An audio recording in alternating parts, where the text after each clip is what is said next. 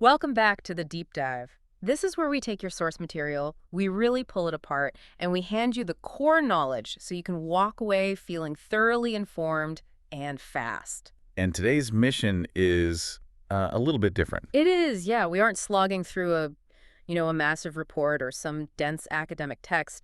Instead, we're looking at something that, on the surface, seems deceptively simple. It's a title. Just a title, but it's also a promise. It's a complete focus strategy for learning a language, all packed into just a few words. It's really a blueprint, isn't it? Yeah. We're diving into the strategic promise that's embedded in this one language resource title.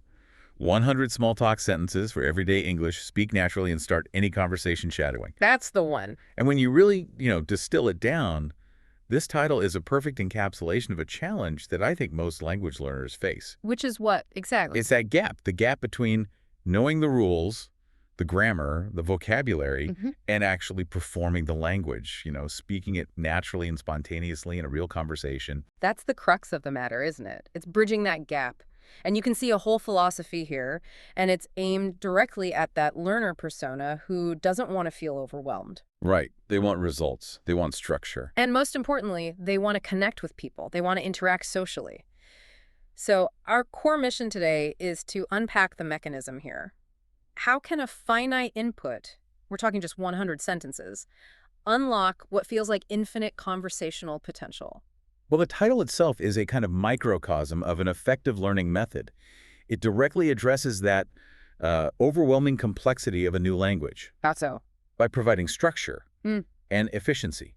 So today we're going to deconstruct the title piece by piece. Okay, let's do it. We'll look at the psychology behind that number, 100. Then we'll get into the essential social function of small talk. After that, the high bar aspiration of natural speech and having that agency to start a conversation. And finally, the how. And finally, the crucial methodology of shadowing, which is the technique that promises to make it all happen. All right, let's unpack this. So let's start with the metric itself, the number. Why 100? It's such a neat, round number, but why does it resonate so strongly in a learning context? That's a great question. I mean, why isn't the promise 50 sentences or maybe 250? Well, the number 100, it works on multiple psychological levels. You have to think about the average learner. They're confronted with just the sheer vastness of the English language. It's terrifying. It is. There are hundreds of thousands of words and what feels like an endless combination of grammar rules. And that immense cognitive load, it often just leads to anxiety, to paralysis. It's that where do I even start feeling. Exactly. The mind, it sort of shuts down when it's faced with a task that feels infinite. But 100 doesn't feel infinite. No. 100 provides psychological safety. It's a finite, manageable goal. It defines a comprehensive, but also an achievable curriculum limit. Okay, so if the promise were, say, 1,000 sentences. It would feel like a year-long project before you ever saw any results. You'd probably give up. But if it were only 10 sentences... It would feel kind of trivial, right? Inadequate. Like, what can I really do with just 10 sentences? Precisely. So 100 is in that Goldilocks zone. It's large enough to imply that it has high utility, that this is going to be genuinely useful, but it's also small enough to be quantified and tracked easily. I like that. You can visualize mastering 100 things. You could, I don't know, stick 100 Post-it notes on a wall and then systematically take them down as you learn them. You really hit the nail on the head there, especially regarding that learner persona we talked about. This approach, it replaces that vague, frankly terrifying demand for fluency with the simple structure of a trackable checklist. It's something you can control. You can. And what's more, 100 is perfectly sized for effective memory retention, especially through a technique called chunking. Explain chunking for us. It just means grouping information. So you can review 100 items pretty regularly. Maybe you do 20 per day, 5 days a week, without completely overloading your working memory. The brain loves cycles. It loves finite targets. That incorporation for scope is huge then, especially because the target here is everyday English. So if you only have 100 tools in your toolbox, those tools have to be the linguistic equivalent of a Swiss Army knife. They can't be for some niche situation. They have to offer maximum utility. They absolutely must. We're talking about efficiency here, not, exhaustive knowledge. And this is where we can bring in the Pareto principle. The 80-20 rule. The famous 80-20 rule. In language acquisition, the hypothesis is that Roughly 20% of the vocabulary and the structures account for about 80% of everyday communication. So these 100 sentences are meant to be that critical 20%.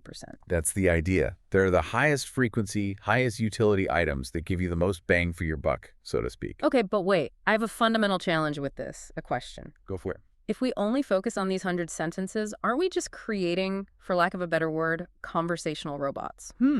That's a common concern.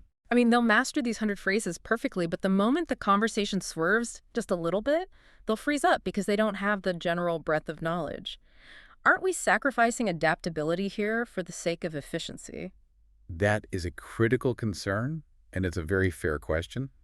But it brings us to the deeper insight of this strategy. Yeah. The 100 sentences are not the end product. Okay. They're the strategic launchpad. They're the launchpad for pattern recognition. You aren't just learning 100 isolated statements that you spit out verbatim. So what are you learning? You're mastering 100 foundational, call them structural skeletons. Oh, the structural skeleton. Explain that concept. Okay, think of it this way. When you learn a phrase like, "How was your weekend?"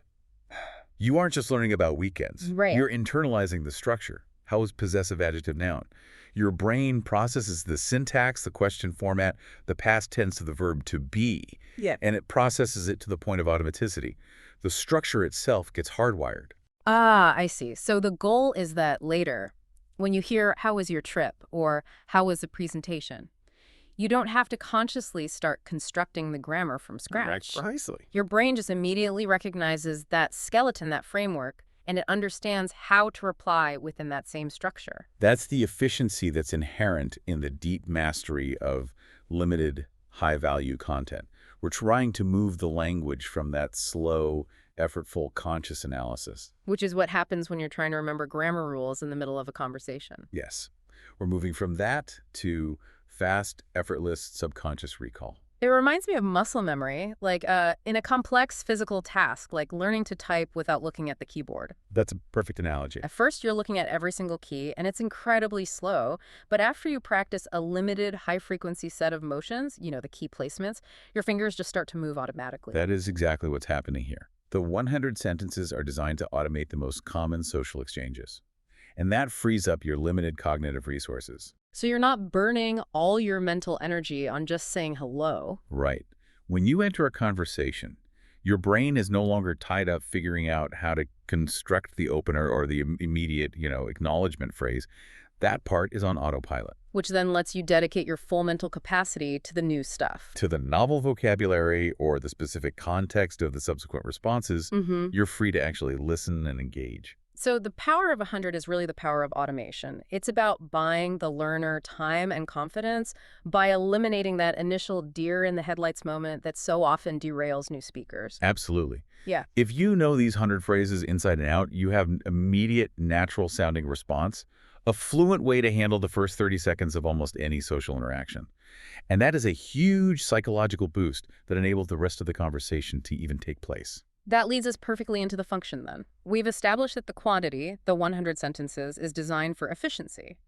But that efficiency is aimed specifically at one thing, small talk. So why prioritize this seemingly trivial social skill as the absolute gateway to everyday English?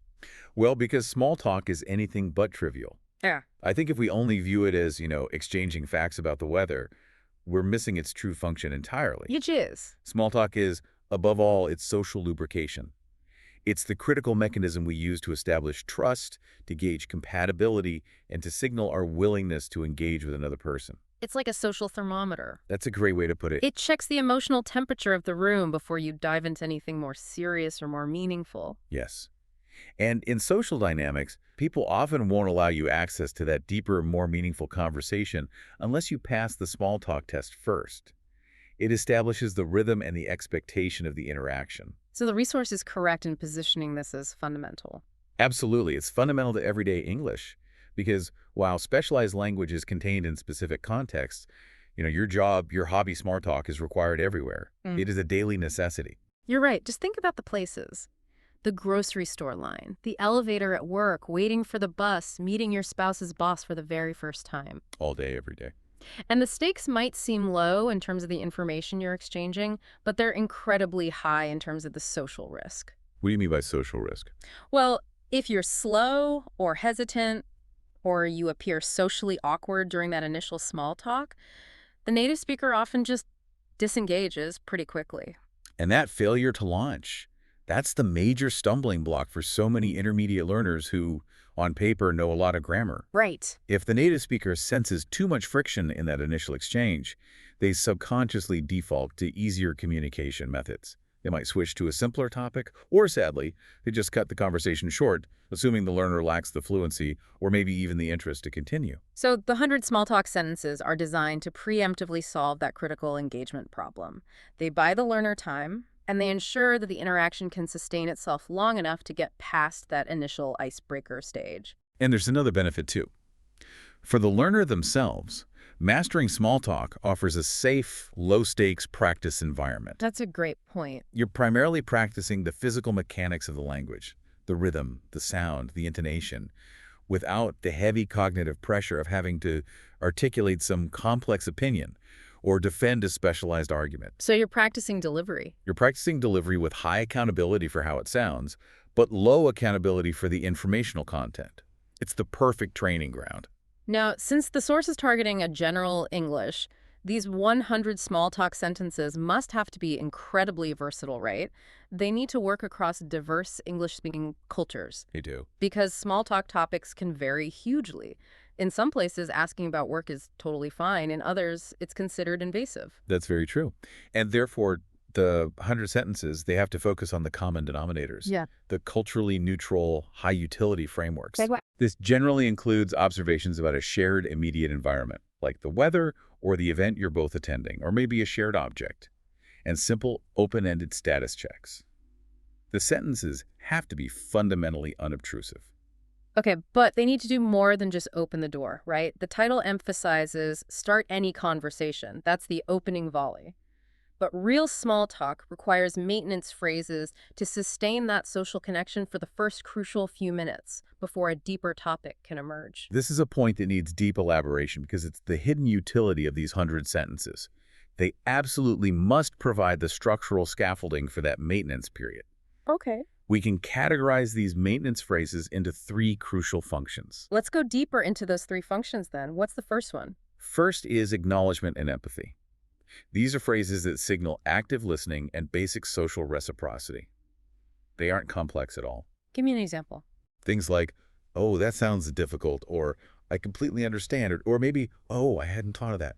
These phrases, they confirm to the other speaker that the connection is solid and that they're actually being heard. It prevents the conversation from feeling like two people just talking at each other. Exactly. It stops it from feeling like 2 parallel monologues. Right. Without those little acknowledgments, the conversation feels transactional. You ask a question, they answer, and then silence. Acknowledgement keeps the ball moving. Precisely.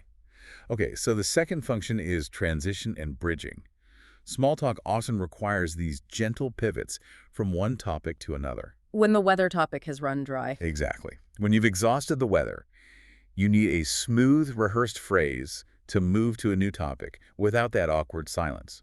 For example, a phrase that functions like, speaking of the old topic, that reminds me of the new topic. Ah, so these are the linguistic bridges. Yes, they're built into the 100 sentences to prevent conversational dead ends. That requires a certain structural sophistication. It's not just basic questions. It's the sophisticated connecting tissue of a conversation. It is. And that brings us to the third function, mild probing and follow-up. The 100 sentences must teach ways to encourage the other person to elaborate without demanding too much detail or, intruding. So not, why did you do that? No, nothing so direct. They should include frameworks for gentle follow-up questions like, what kind of experience was that? Or, how did you manage that? And what's the strategic value of those? These phrases are essential because they shift the conversational load back to the native speaker. And that gives the learner more time to process and formulate their next rehearsed acknowledgement phrase. So the value of these 100 sentences is that they act as conversational infrastructure. They build the roads, the transitions, the acknowledgements, the openers, and upon those roads, future, deeper, and more unpredictable topics can travel. Yes. They minimize the social risk by providing polished, natural-sounding responses for the most fragile part of any interaction. And that confidence has to be magnetic. It is. By ensuring the learner can navigate those first critical minutes smoothly, They appear confident and engaged, which makes the other person exponentially more likely to want to continue the conversation. Small talk, therefore, is the highest leverage skill for any learner. Okay, so we've established the quantity, the 100 sentences, and the function, which is small talk. Now, let's move to the ultimate aspiration articulated in the title. Speak naturally and start any conversation. Mhm. This is about achieving both authenticity and agency. And that word naturally is the Mount Everest of language learning. It's the ultimate goal. It really is. You can learn vocabulary and grammar from a textbook all day long, but that language often sounds stilted. It sounds stiff, or as we sometimes call it, textbookese. Right, so the promise of naturalness suggests that the methodology, whatever it is, must fundamentally address the delivery and the feel of the language, not just the raw data of words and rules. So what are the components of naturalness that go beyond just having correct grammar? What's the thing that fails the naturalness test? The biggest failure is almost always in prosody, Prosody. which is the musicality of speech. This includes intonation, stress, rhythm, and using appropriate pausing. Native English speakers use these elements constantly to convey meaning, emotional state, and emphasis. Can you give us an example of that? Sure. Think about a rising intonation at the end of a statement. It can turn the whole thing into a question, even if the word order hasn't changed at all. Okay, so if a learner memorizes, say, the sentence, "You are going now," and they just deliver it flatly, monotone. It sounds like a robotic statement of fact. But if they deliver it with the correct prosody-like, with stress on the word going and a rising tone at the end. It becomes a shocked question, "You're going now." Yeah. It conveys so much more meaning than just the words. So intonation is absolutely critical. It's critical. And if the source material relies heavily on audio practice, which is heavily implied by the term shadowing, then it's not just the words they're learning. They are learning the entire acoustic profile, the whole performance of the script. But naturalness also involves the imperfections, doesn't it? It does. It involves the use of conversational fillers like, and also repair phrases. The ability to smoothly hesitate or correct yourself in a way that sounds conversational rather than just halting. That is a fascinating distinction. The goal isn't just perfect, flawless delivery. It's natural delivery, which includes the way native speakers manage their own imperfections. It's a kind of kinetic training. It's teaching your mouth, your throat, your diaphragm to produce the sounds and the rhythms that flow effortlessly, often without your conscious brain having to intervene at all. And that physical ease is the foundation of sounding natural. Okay, so let's turn to the other half of that goal. Start any conversation. This implies a major psychological shift for the learner, doesn't it? A huge one. They move from being in a purely reactive role, waiting to be spoken to, dreading being called upon, to a proactive role where they actually initiate the exchange. And that proactive role is the ultimate empowerment that this resource promises. When you're always reactive, you're always playing defense. You're always trying to catch up. Always. You're trying to catch up to the native speaker's speed and their choice of topic. But when you are proactive, you control the first few steps of the interaction. You get to choose the topic, you set the pace, and you deploy a phrase that you've already polished 100 times. Okay, but if the promise is to start any conversation, then the 100 sentences can't be too niche. They can't be location locked. Like, is this the line for the cinema? No, they have to be universal openers, highly adaptable to all sorts of social settings. And we can speculate that these universal sentences probably fall into a few categories that are very context flexible. What would those be? Well, the most powerful openers are those that either comment on a shared reality or they ask a very open-ended, non-invasive question. Can you give us some tangible frameworks for these universal openers? Of course. Consider what I call the shared observation framework. This involves commenting on something that both people are witnessing at the same time. For instance. A simple sentence like, "Wow, this noun is incredible, isn't it?" And you can just replace noun with traffic, coffee, weather, music. It immediately creates a connection that's based on a shared experience. And that works because it requires almost no effort from the other person. They don't need to know anything about you. They just need to look around and acknowledge the shared environment. Exactly. And the other crucial category is the gentle inquiry framework. These are highly adaptable, non-personal questions. So not how much money do you make? Definitely not. Think about frameworks like, is this your first time at this event, this place? Or maybe, are you familiar with the layout here? They're simple information-seeking questions that invite a very brief response, which then allows the speaker to deploy one of their practiced acknowledgement phrases immediately afterward. So the magic really happens when that structural mastery, the 100 sentences, merges with the physical training, which is the shadowing. That's it. One provides the accurate content, the other provides the natural delivery. And that is the strategic brilliance behind this whole approach. The rote memorization ensures the content is grammatically robust and high utility. The shadowing ensures that when that content is accessed, it doesn't sound like it was just pulled off a dusty note card. It sounds fluid. It sounds fluid, conversational, and most importantly, natural.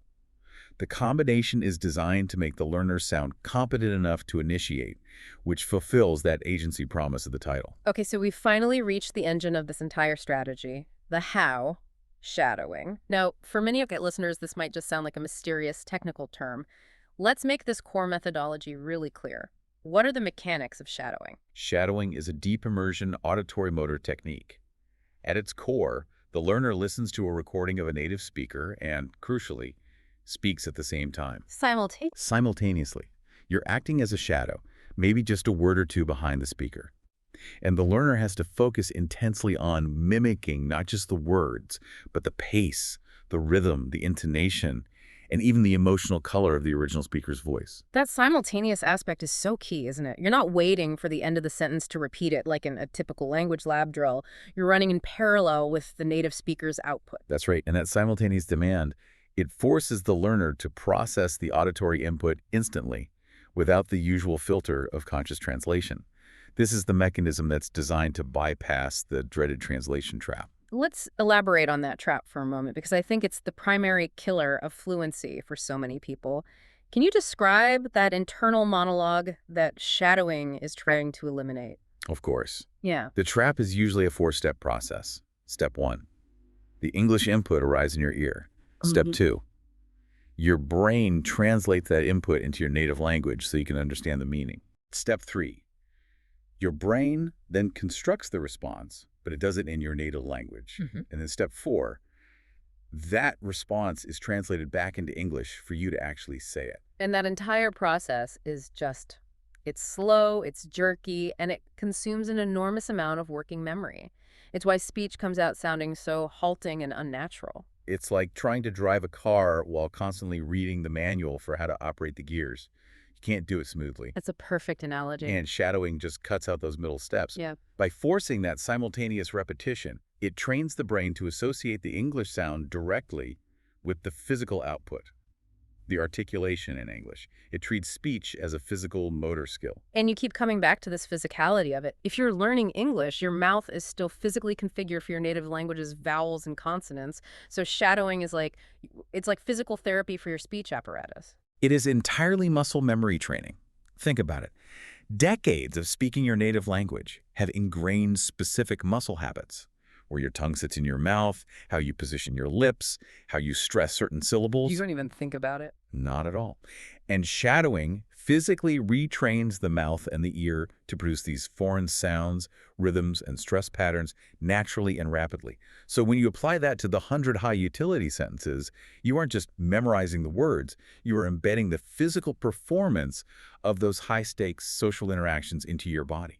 So when a moment in real life calls for one of those 100 phrases, it doesn't just come out grammatically correct. No. It comes out with the proper rhythmic flow and intonation, which ensures that that naturalness goal is actually met. That is the core cognitive rationale. Shadowing trains your ability to process speed, which is listening comprehension, at the same time as it trains your ability to replicate that speed and rhythm, which is speech production. It ensures that the learner internalizes the acoustic profile of fluency. But I have to pose another challenge here. Isn't shadowing just glorified mimicry at the end of the day? Doesn't that risk creating speech that is technically fluent but lacks any actual comprehension? You're just parroting sounds. That is a fair critique, but we have to remember the context we're talking about here. This is for small talk. It's for initiation phrases. For the specific goal of sounding natural in those opening moments, mimicry is precisely the point, particularly when it comes to prosody. So you're saying the mimicry is a feature, not a bug? In this context, yes. Yeah. You are trying to absorb the sound of the rhythm, not necessarily the deep philosophical meaning of the phrase, nice weather we're having. If the foundation of your house is perfectly constructed through deep mimicry, you can then build complex, original, meaningful content on top of it later. So to put it all together, The 100 sentences provide the foundational patterns, and shadowing provides the fluent delivery. Hmm. The brain then moves that knowledge from the slow declarative memory, which is knowing the rules, to the fast procedural memory.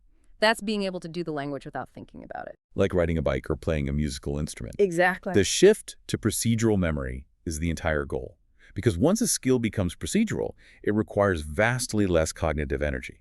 And this constant low-stakes rehearsal, it builds crucial psychological confidence. How so? Successfully shadowing simple phrases over and over again instills a foundational belief that, hey, I can vocalize this language clearly and fluidly, and that feeling of competence is essential for achieving the ultimate promise of starting any conversation.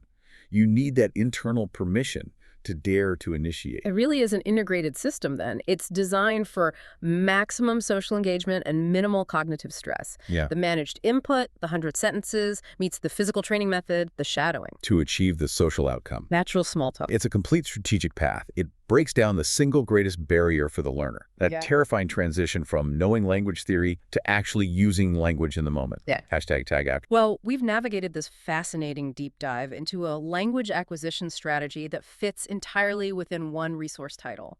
Let's take a moment to synthesize the key takeaways from this implied methodology for our listeners. I think the whole strategy is really built on overcoming anxiety through structure. The brilliance starts with that number, 100.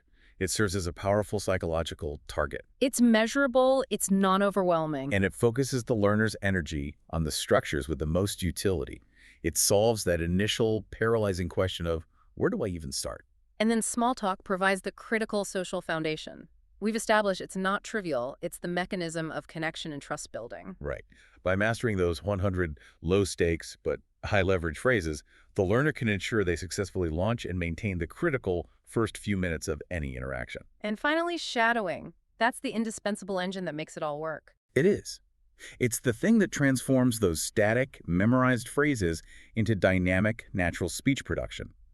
By training the ear and the mouth simultaneously, it bypasses that translation trap, ensuring authenticity and fluency in the delivery. It's truly a philosophy of focused practice. The value of this approach lies in its structural coherence. A manageable quantity aimed at the highest leverage social skill delivered through a physical training technique. It really offers a genuine fast-track shortcut to social fluency by prioritizing the single most important element of communication, which is sounding natural. And that strategic success leads us to a final provocative thought for you to ponder and explore on your own. We've established that mastering 100 sentences through shadowing can unlock the initiation of any conversation. But what happens next? That's the question. Right. Once the ice is broken, the conversation immediately veers into unpredictable territory. It will almost certainly go outside the confines of those 100 rehearsed structures. And at that moment, the challenge fundamentally shifts. It shifts from memorization quantity to structural adaptability. You're moving beyond the known frameworks you practiced. So the question for the learner becomes, what? The question is, how quickly can you substitute entirely new vocabulary into the known, hardwired grammatical skeletons that you've mastered? How flexibly can you combine two learned structural patterns, say a question framework and one of those transition phrases, to form a brand new, spontaneous response to an unexpected comment? So the 100 sentences are the map, but adaptability is the skill of navigating when you inevitably go off-road. Exactly. The next frontier of fluency isn't about learning another 100 sentences. It's about being able to take the patterns and the fluent prosody that you develop through shadowing and apply them fluidly to the infinite novelty of real life. It's about generalizing the pattern. And that continuous mastery of adaptability. That's what truly separates a prepared learner from a fluent, spontaneous speaker. A fantastic challenge to leave with our listeners. Thank you for diving deep with us today. It's always a pleasure. We look forward to our next exploration.